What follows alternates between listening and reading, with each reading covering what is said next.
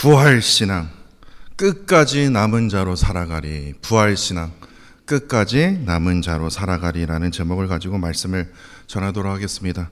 부활절 설교 메시지를 묵상하다가 사복음서를 막 뒤지다가 에라 그냥 미가서나 하자. 왜냐면 아무리 봐도요 은혜가 되지를 않는 거예요. 그런데 미가서 이제 6장을 보려도 이제 6장도 이제 뭐가 부활주일이랑 연결이 돼야 되는데, 근데 저희가 저번 시간에 1절부터 6절까지 보지 않았습니까? 그런데 7절을 딱 보는 순간 하나님께서 저에게 주신 은혜가 있었습니다. 하나님께서요 특별히 뭐를 은혜를 깨닫게 해주셨냐면요, 저희 딸 예나를 통해서 깨닫게 해주신 부분이 있었습니다. 그래서 할 수 없이 저희 딸 예나에 관한 이야기를 시작하게 된 것에 양해 부탁드립니다. 저희 딸 첫째 딸 예나가요 처음 중학교 이제 입학한 후에 일주일이 안 돼서 디텐션을 받았습니다. 왜 디텐션 받았니? 그래서 제가 픽업하는데 30분을 학교에서 기다리게 됐어요. 또 명찰을 까먹고 안 갖고 갔다고 그래요. 그래서 그랬냐? 근데 또 명찰을요 어디다가 또 흘려갖고 또 여기서 또 잊어먹고 또 뭐 폴더를 뭘 안 갖고 와갖고 클래스를 늦게 들어가갖고 또 디텐션 받고, 그래갖고 중학교가 아유 쟤는 진짜 하여튼 뭐든지 하여튼 새롭게 시작을 하려면요 꼭 그렇게 이게 있어요. 예, 어려움을 겪었습니다. 쟤는 또 어떻게 공부를 어떻게 하려나. 근데 이제 6학년이요 이제는 한 달도 남지 않는 시점에 있습니다.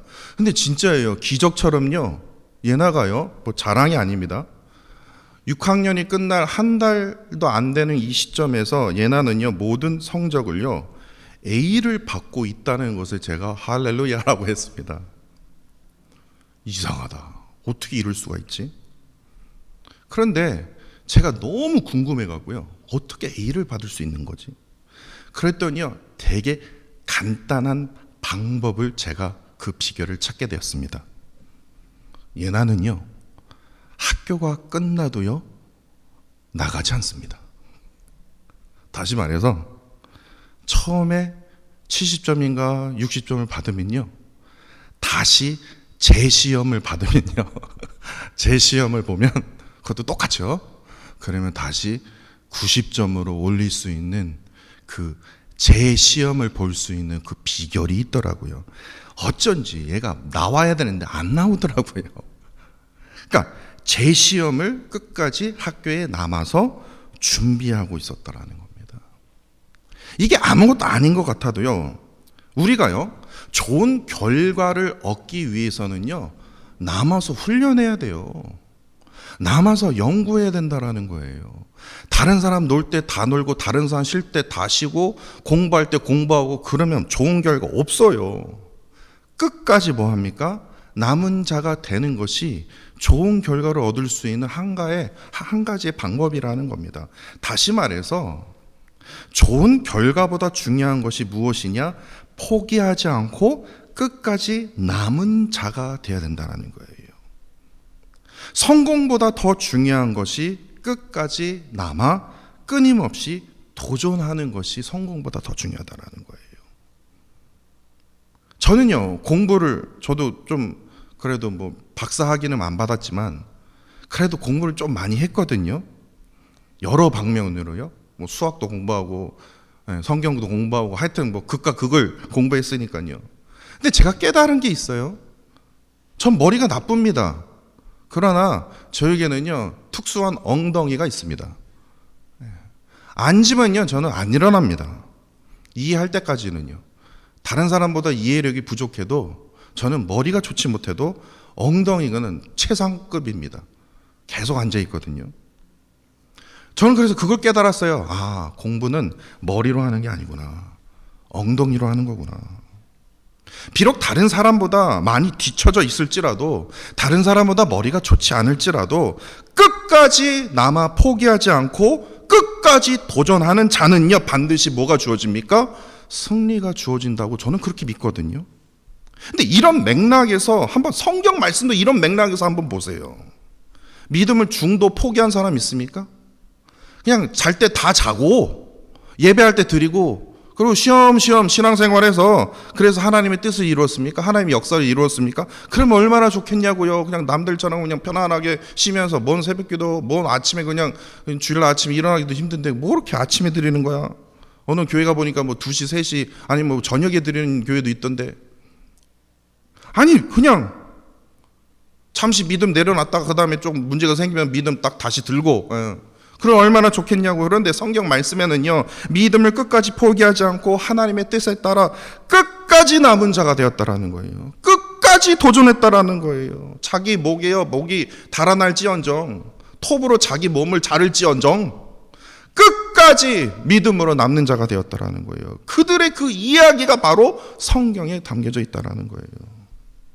그렇다면 우리는 이런 질문을 할 수 있어요. 성경 속 인물들은 어떻게 해서 끝까지 남은 자로서 믿음을 지킬 수 있었을까요?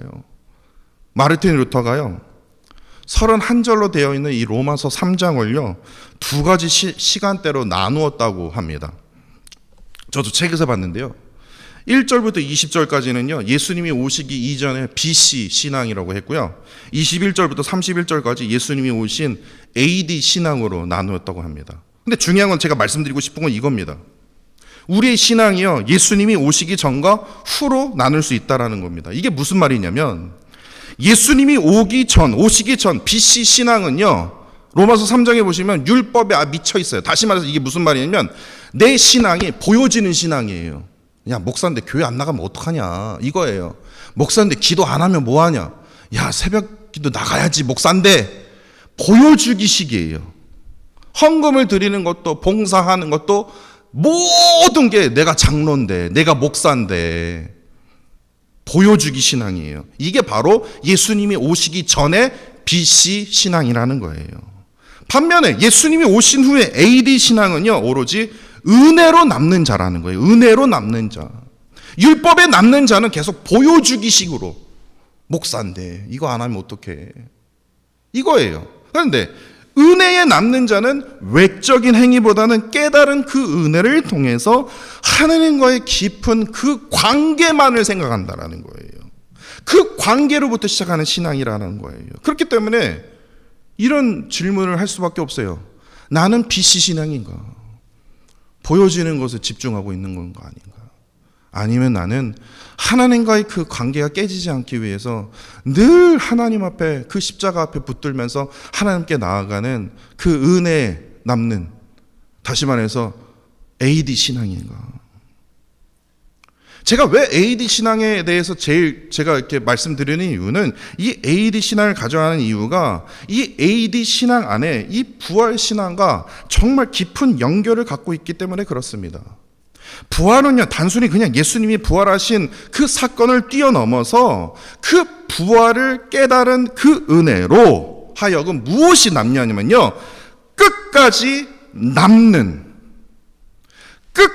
남은 자의 그 신앙으로 반드시 보여지게 되어 있다라는 거예요.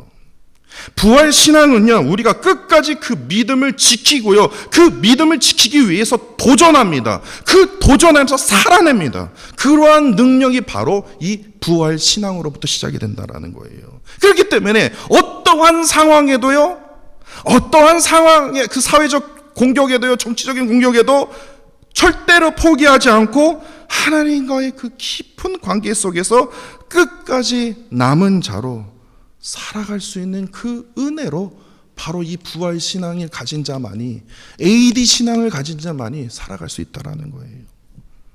사실 오늘 본문 말씀은요 부활에 대해서 직접 언급하지는 않았습니다. 그러나 저번 시간에 우리가 살펴보지 않았습니까? 미가 선지자는요 예수님의 탄생, 베들레헴에서 예수님의 탄생을 예언하지 않습니까? 근데 탄생하면 뭐합니까? 예수님은 그냥 탄생하기 위해서 오신 거예요? 탄생보다 더 중요한 것이, 그 탄생의 예언은요 어디서 완성이 되냐면요 예수님의 부활로 완성이 되기 때문에 그렇습니다. 그렇기 때문에 6절로 끝나지 않아요. 7절과 8절에서 무엇을 기록합니까? 무엇을 예언합니까? 야곱의 남은 자에 대한 그 묘사, 그리고 그 날에 그 남은 자들이 그 날에, 10절에요 그 날에. 그렇기 때문에 7절과 8절 야곱의 남은 자, 그리고 10절의 그 날에, 이 표현은요 부활 신앙의 그 의미를 내포하고 있다고 저는 믿습니다. 먼저 7절과 8절에요. 야곱의 그 남은 자의 특징을 이제 미가가 이제 선지자가 기록하고 있는데요. 특징이 뭐냐면 여호와께로부터 내리는 이슬과 같고 불 위에 내리는 담비 같다라고 말합니다. 그리고 두 번째 특징은요. 사람을 절대로 기다리지 않고 인생을 기다리지 않는다라는 거예요. 그러니까 이는 야곱의 그 남은 자가 속했던 것은요. 참으로 메마른 곳, 진짜 물이 나지 않는 그 곳에 이슬처럼 담비처럼 하나님의 복을 전달하는 그러한 존재로 살아간다라는 거예요. 그런데 이슬처럼 담비처럼 하나님의 복을 전달하는데 외치는데 이들은요 절대로 사람이나 세상의 방법을 기다리지 않습니다. 사람의 방법을 따르지 않습니다. 세상의 이치를 깨버립니다. 왜냐? 이들은요 오직 하나님께서 주시는 그 능력으로 살아갔기 때문에 그렇습니다. 그러한 자들이 바로 남은 자, 야곱의 남은 자의 특징이에요. 그런데 여기서 끝나지 않습니다. 10절에 그 날은 언제 올지 모릅니다. 하나님만이 아세요. 그런데 그 날에 하나님의 그 구원 계획이 완성될 때를 의미합니다. 그 날에는 단지 그냥 미래의 어떤 사건을 예고하는 것이 아니라 어떤 현상이 벌어집니까? 군마와 병거를 부수고 세상에 힘을 부신다라는 거예요. 견고한 성과 성이 무너지고 복술과 점쟁이가 없어지고 우상과 주상이 무너지는 그 사건이 바로 그 날에 무너진다라는 거예요. 다시 말해서 악은 무너지고 야곱의 남은 자는 승리하는 날을 말한다라는 거예요. 따라서 이 7절과 8절과 10절의 그 예언은요 부활의 핵심을 보여주고 있다고 저는 믿습니다. 예수님이 오시기 전 BC 신앙은요 외적인 행위와 규칙에 집중한 신앙이었어요. 너 율법을 얼마나 아냐? 얼마나 아는 것이, 율법을 아는 것, 그리고 조금 행하는 것, 다 지키지도 못하면서 지키는 척하는 것, 그것이 구원의 길로 가는 것, 하나님의 뜻을 이루는 것이라고 생각했다라는 거예요. 그러나 예수님이 오신 후, 즉 AD 신앙은요 새벽 이슬과 같은 그 담비와 같은 그 부활 신앙을 통해서 이 메마른, 영적으로 메마른 땅에 생명과 회복이 던져졌다라는 거예요. 생명과 회복을 던져졌는데 그것은 사람이나 세상의 방법을 따르지 않고 무엇을 통해서요? 부활의 능력으로요. 부활의 신앙으로요. 인간이 절대로 이해할 수 없고 이건 무슨 과학적으로 뭐 할 수도 없는 부활의 능력으로 살아가는 신앙인이라는 거예요. 결국에 그 날에 부활을, 그 신앙을 가진 자만이 끝까지 남은 자가 되어 그 승리하는 날을 맞이하게 된다라는 겁니다. 그러므로 우리가 부활 신앙은요, 우리가 직면한 모든 그 어려움과 도전 속에서요, 하나님의 그 능력과 은혜를 통해서 끝까지 믿음을 지키면서 결국에 승리할 수 있는 확신을 가져다 준다라는 거예요. 세상의 방법이 아니라, 사람에 의지하는 것이 아니라 오직 하나님만을 의지하며 그 말씀의 그 뜻이 이루어지는 그 삶을 살아갈 때 뭐합니까? 그 부활 신앙은요 우리를 통해서 크게 역사하신다라는 겁니다. 대한민국에, 한국에 고등학생들이라면요, 고등학생이면 이 선생님을 모르면 간첩일 정도로 아주 큰 인기를 끌고 있는 이 사회 탐구 강사 이지영 강사가 있습니다. 한국 학생들이 이지영 강사 모르는 사람이 없어요. 대한민국의 스타 강사, 아예 그냥 네임이 딱 붙을 정도예요. 그리고 현재까지요 누적 수강생이요 400만 명입니다. 이분을 안 통한 사람이 없을 정도예요.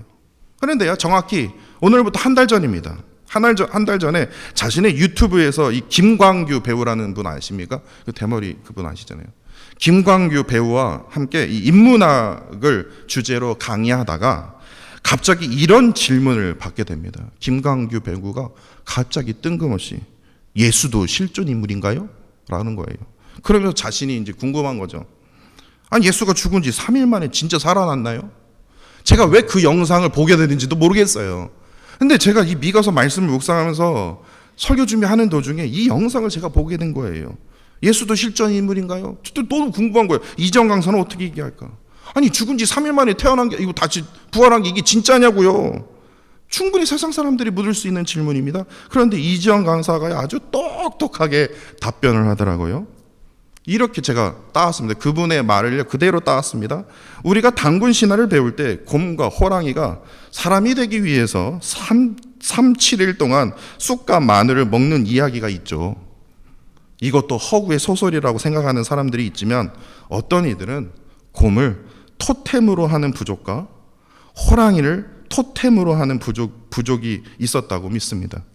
이 토템은요, 마을 어귀에 곰과 호랑이 형상을 세우는 것과 같은 의미죠. 마치 연세대가 독수리를 강조하고요, 고려대가 호랑이, 그 스피릿을 강조하지 않습니까? 있는 것처럼 말이죠. 이렇게 하는 거예요. 너무 씁쓸하더라고요. 너무 기대가 컸는지. 왜 저렇게 얘기를 하지? 아마도 수강생들은 이 말을 한 번쯤이라도 들었겠죠. 아, 부활은 토템이구나. 하지만요, 저는 그분에게 이거를 얘기하고 싶더라고요. 저 이지영 강사를 만날 수 있으면 저는 이거에 대해서 어떻게 생각하세요? 라고 말하고 싶더라고요. 예수님의 그 부활을 직접 목격했고 또한 증언했던 제자들의 삶을 살펴보게 된다면 부활은요, 토템이 아닙니다. 신화가 아니라는 거예요. 허구로 치부할 수 없게 만든다라는 거예요. 왜냐하면 부활을 목격한 제자들은요, 그 부활 신앙을 증명하기 위해서 다 하나같이 목숨을 바쳤기 때문에 그렇습니다.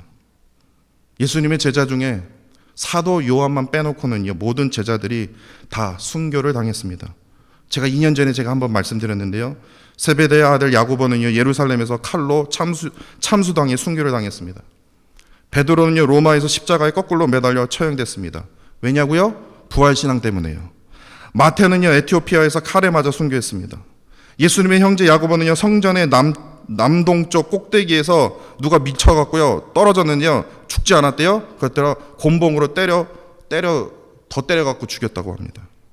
나다니엘이라고 알려진 바돌로메는요, 아르메니아에서 산채로 살 가죽이 벗겨져서 죽었다고 합니다. 안드레는요, 그리스에서 X자 모양의 십자가에서 아주 잔인하게 처형되었다고 합니다. 예수님의 부활을 의심했던 도마 있죠? 그 도마는요, 인도까지 갔더라고요. 인도에서 사역하다가 창에 찔려서 죽었습니다. 빌립은 소아시아 지역에서 선교하다가 히에라폴리스에서 죽었고, 알페오의 아들 야고보는요, 예루살렘 군중의 돌과 몽둥이로 맞아 순교했습니다. 그리고 다데오라는 하는 그 유다는요, 메소포타미아에서 사역하다가 전쟁용 무기에 맞아 순교했다고 합니다. 바울도 마찬가지고요. 마띠아도 마찬가지고요. 거기서 끝났습니까? 아니거든요. 이후에 수많은 믿음의 그 성도들이요, 복음을 전하다가요, 부활을 정하다가 목숨을 잃었습니다. 사자밥이 됐습니다. 불에 탔습니다. 몸이요. 톱으로 잘라도요, 밧줄로 아주 그냥 사지를 찢어 죽여도요, 끝까지 부활을 전했습니다. 근데 웃긴 거, 더 어이없는 거 뭔지 아십니까? 2000년이 지난 지금 현재에도 주의 복음을 전하다가 돌아가신 개신교 선교사님이 계십니다. 제가 자료를 찾아봤어요. 한국교회 순교자 기념 사업회가 있습니다. 근데 거기서 조사한 그 표가 있는데요, 총 지금까지 우리 한국 선교사님이요, 총 247명의 순교자가 확인되어 있는데 그 중에 189명은요 이 공산당의 기독교인 탄압으로 인해서 순교했어요. 나머지 58명은요 그 이후에 순교자다라는 거예요. 그런데 최근에요 순교자가 있었습니다. 아프리카, 아마 뉴스에서도 한번 보셨을 거예요. 아프리카의 마다가스카르에 그 멀리 주민들의 그 경제적 자립을 돕기 위해서 농업 선교 활동을 하시다가 정확히 2025년 2월 21일 밤이었습니다. 이 아프리카, 이 마다가스카르 그 강도가 7명이 이제 습격을 받았는데 김창렬 선교사님과 이리뮨 선교사님이요 이 강도의 습격을 받아서 순교했습니다. 부활 전하다가요. 농업 선교를 활동하시면서 이분들에게, 아프리카인들에게 부활을 증거하기 위해서 2025년 2월 21일 찾아보세요. 지금도 아마 우리 선교사님뿐만 아니라 세계의 선교사님들이 지금 아프리카에 가서, 중동에 가서 지금도 아마도 이 기록에 아예 그냥 없으신 분들도 있을 거예요. 지금도 그 부활 신앙 때문에, 예수 그리스도의 부활을 증거하기 위해서요, 지금도 목숨을 걸고 복음을 전하고 계신다라는 거예요. 그래서 이분들의 죽음이 더군다나 더 어이없는 게요, 김창렬 선교사님과 이리문 선교사님이요, 그거요, 사돈지간이 아니라 뭐라 그래요, 장인어른이래요. 김창렬 목사님이 장인어른이에요. 와, 하나님, 왜 돌아가셨어요?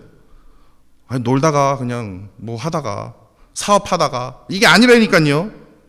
복음 전하다가요. 이처럼 예수님의 그 부활을 그들에게는요, 단순히 이론이 아니라는 거예요. 토템이 아니라는 거예요. 신화가 아니라는 거예요. 실제로 삶과 죽음을 걸고 증명해야 할 진리라는 겁니다. 근데 신기하게도 그 신앙은요, 예수님의 제자들만 순교하면 끝나면, 아니 뭐 끝나는구나, 상식적으로요. 그리고 그렇게 뭐 톱이 잘리고 막 그냥 불태우고 막 난리도 아니었지 않았습니까? 세계 역사 한번 보세요. 기독교인들 얼마나 잔인하게 죽였는지. 그러면 끝나야 되는 거 아닙니까? 아, 무서워서 그만해야 되는 거 아닙니까? 근데 지금 2000년이 지난 지금까지도요, 지금 이 순간에도요, 순교하시는 선교사님들이 얼마나 많은지 모릅니다. 그래서 대표 기도 때마다 선교사님을 위해서 기도하는 거예요. 이처럼 부활 신앙으로 남은 자는요, 부활을요, 토템이나 뭐 신화나 허구로 그치지 않고 예수님을 인격적으로 만났기 때문에 그것이 가능한 거예요. 건강해서가 아니라, 여유가 있어서가 아니라, 하나님이 부르셨기 때문에 내가 약을 먹을지언정 이 자리에 서 있는 거예요. 하나님이 부르셨기 때문에. 그 예수님의 그 부활을 직접 목격하고 그 증거를 남긴 그 제자들처럼 오늘날에도요, 그 증거는 우리에게 살아있는 그 믿음으로 남아있다라는 겁니다. 그렇기 때문에 제가 작년에도 부활주일 설교 때 제가 말씀드렸지만, 부활은 믿는 게 아니라 뭐합니까? 만나는 겁니다. 만나는 거예요. 어떻게 해서 믿게 되냐고요? 생각으로 믿을 수가 있냐고요? 만나면 믿게 된다라는 거예요. 만나면요, 그 부활 신앙으로 끝까지 남은 자가 되어서 과거에 머물리지 않고 오늘날에도 여전히 살아있는 그 믿음으로 신앙인으로 세워갈 수 있다라는 거예요. 제가 다른 지역에 가서 어느 목사님을 만나면요, 아, 저 루이빌 한인장로교회 저 김요한 목사입니다라고 얘기하면요, 이게 목사님 어떻게 한 교회에서 18년 이상, 거의 20년이 있어요? 다 놀라세요. 하나같이 다 놀라세요.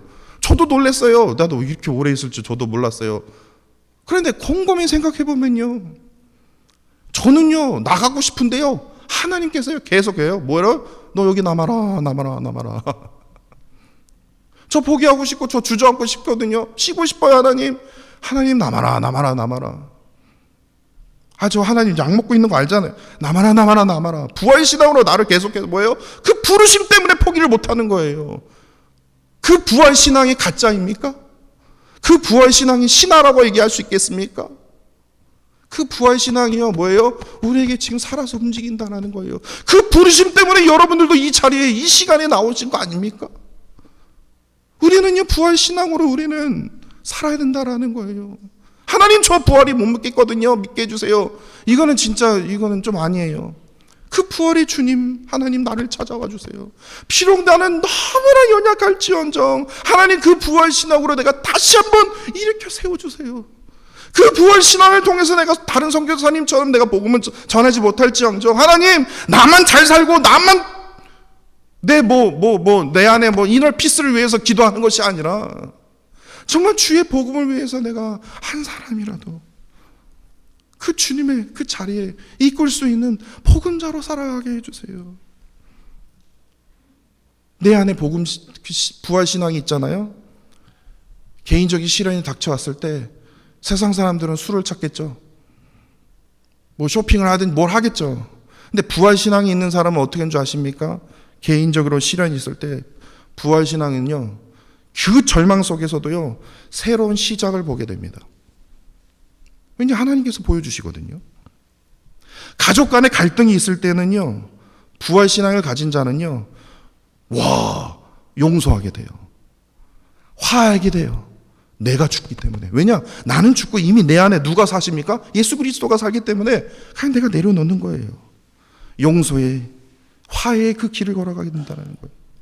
직장에서 어려운 일이 생기잖아요. 갈등이 있을 때 부활신앙을 가진 자는요, 풀어갈 수 있는 새로운 힘과 용기로 직장생활을 하게 된다는 겁니다. 그렇기 때문에 부활신앙은요, 언제나 남은 자가 될 수 있다는 거예요. 끝까지요. 남은 자. 하나님이 야, 너 쉬어라 할 때까지, 부르실 때까지 끝까지 뭐예요? 남은 자. 절대로 포기하지 않습니다. 내가 기어서 나올지언정, 내가 이 자리에 기어서 나올지언정 하나님 전 절대로 포기하지 않습니다. 왜냐? 하나님께서는 그 부활신앙, 남은 자로 우리에게 새 힘을 주시거든요. 새 용기를 주시거든요. 예수님의 부활 자체가 죽음을 이기신 그 승리를 상징하기 때문에 그렇습니다. 예수님께서 사망의 그 죽음을 이기셨듯이 우리 또한 그 부활신앙을 통해서 어떤 어려운 상황 속에서도요, 그 믿음을 포기하지 않고 끝까지 하나님께서 주신 그 길을 한 걸음 한 걸음 걸어갈 수 있다는 거예요. 부활신앙은요, 우리의 연약함을 넘어서 하나님의 능력으로요, 세상의 방법, 세상이 어떤 그런 걸 따르지 않습니다. 세상 사람들이 이해할 수 없는 그 방법으로, 능력으로 우리에게 승리를 허락해 주신다는 거예요. 그렇기 때문에 우리는 끝까지, 우리 루이빌 한인 장로교회 어떻게 돼요? 끝까지 남은 자가 될 수 있다는 거예요. 어떻게 이렇게 오랫동안 한 교회에 섬길 수 있어요? 내가 대단해서 아니라 부활신앙 때문에, 부활신앙 때문에. 하나님께서 계속해서 나를 부르시지 않습니까? 어떠한 고난과 역경이 찾아온다 할지라도 그 부활신앙을 우리는 선포해야 된다는 거예요. 그 부활신앙을 통해서 우리는 다시 일어서야 된다는 거예요. 하나님과 동행하면 그러한 승리를 누리는 그러한 삶을 살아야 된다는 거예요. 오늘 부활의 그 기쁨을 함께 나누기를 간절히 원합니다. 또한 우리 모두가 그 부활신앙의 그 증인으로 살아가는 저와 사랑하는 성도 여러분들이 되시기를 간절히 기도합니다.